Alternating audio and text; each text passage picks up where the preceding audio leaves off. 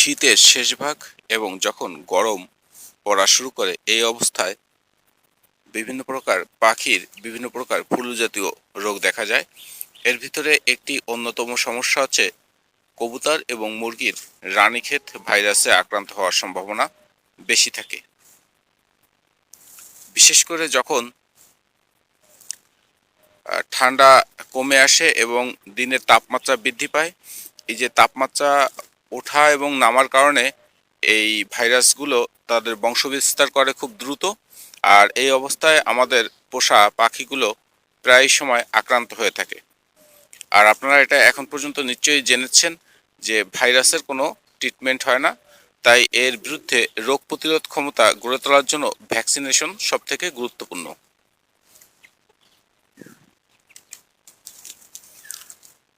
এখন পর্যন্ত যারা আপনাদের পোষা পাখিকে ভ্যাকসিনেশনের আওতায় আনেন নাই, তারা অবশ্যই ভ্যাকসিনেশনের আওতায় আনার চেষ্টা করবেন। আর ভ্যাকসিনেশনে আনার আগে আপনাকে যেটা করতে হবে, মুরগিকে সম্পূর্ণ সুস্থ রাখতে হবে। যদি কোনো প্রকার অসঙ্গতি দেখা যায় কবুতর বা মুরগির ভিতরে, তবে সেই ক্ষেত্রে একজন অভিজ্ঞ ভেটেরিনানের দ্বারা আপনি কবুতর এবং মুরগির চিকিৎসা করে সুস্থ করে রোগ প্রতিরোধ ক্ষমতা গড়ে ওঠে এই অবস্থায় নিয়ে আপনার ভ্যাকসিনেশনের আওতায় আনতে হবে। বিশেষ করে যদি কোনো ব্যাকটেরিয়া আক্রান্ত থাকে, সেক্ষেত্রে অ্যান্টিবায়োটিক প্রয়োগের মাধ্যমে ব্যাকটেরিয়া কিল করার পর বিভিন্ন প্রকার মিনারেল এবং ভিটামিন কবুতরকে এবং মুরগিকে খাওয়াবেন।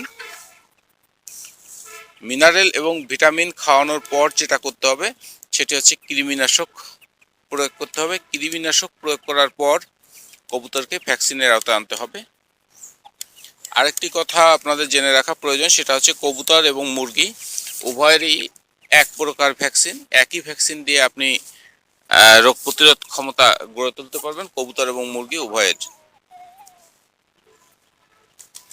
আমাদের প্রাণী সম্পদ দপ্তরে যে ভ্যাকসিনটা পাওয়া যায়, সেই ভ্যাকসিনটা আপনার খুব ভালো ভ্যাকসিন।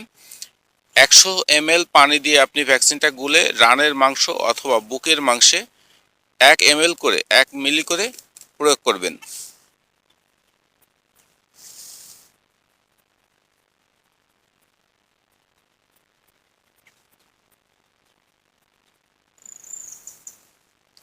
আরেকটি কথা মনে রাখবেন, প্রথম যখন কবুতর বা মুরগিকে ভ্যাকসিন প্রয়োগ করবেন, এরপরে অবশ্যই 15 থেকে 20 দিন পর দ্বিতীয়বার বুস্টার ডোজ ব্যবহার করবেন। কোনো ক্ষেত্রে প্রথমবার ভ্যাকসিনের টাইটার যদি না ওঠে, এক্ষেত্রে দ্বিতীয়বার ভ্যাকসিন প্রয়োগ করলে সেই টাইটার পূর্ণমাত্রা উঠবে।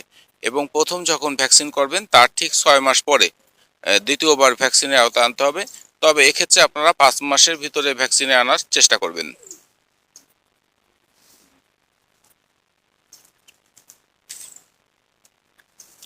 আরেকটি ব্যাপার, ভ্যাকসিনেশনের আওতায় আনার সময় কখনো কবুতর বা মুরগিকে কোনো প্রকার টক্সিন বাইন্ডার অথবা অ্যান্টিবায়োটিক অথবা জীবাণুনাশক স্প্রে বা খাওয়ানো থেকে বিরত থাকবেন।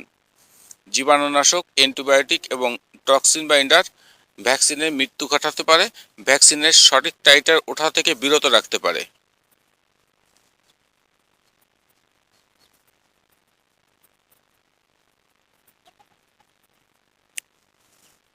বন্ধুরা, মৃত্তিকা জীবন ও প্রকৃতি ইউটিউব চ্যানেল আমাদের বিভিন্ন প্রকৃতি নিয়ে কাজ করে যাচ্ছে। এছাড়া বিভিন্ন ডকুমেন্টারি তৈরি করে যাচ্ছে।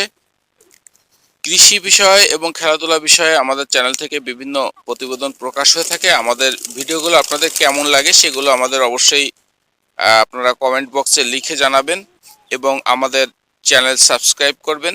ইউটিউব ছাড়া ফেসবুক, ইনস্টাগ্রাম এবং টিকটকেও আমাদের ভিডিও পাওয়া যায়।